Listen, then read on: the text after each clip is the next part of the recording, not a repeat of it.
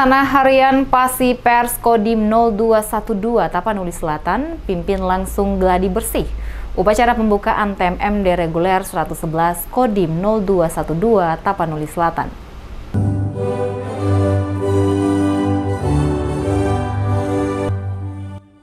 Letnan 2 Infanteri Eman Sutrisno, Pelaksana Harian Pasi Pers Kodim 0212 Tapanuli Selatan, pimpin pelaksanaan gladi bersih upacara pembukaan TMMD reguler 111 Kodim setempat. Kegiatan ini digelar demi lancarnya pelaksanaan pembukaan TNI Manunggal Membangun Desa reguler 111 tahun anggaran 2021 yang salah satunya dilaksanakan oleh Kodim 0212 Tapanuli Selatan.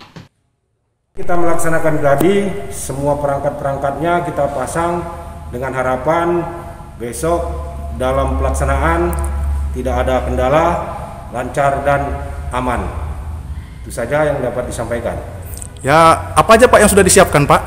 Ya, mulai dari perangkat, alat-alat yang diperlukan, sampai dengan kursi tamu, ya semuanya kita siapkan hari ini untuk mendukung kelancaran besok dalam pelaksanaan.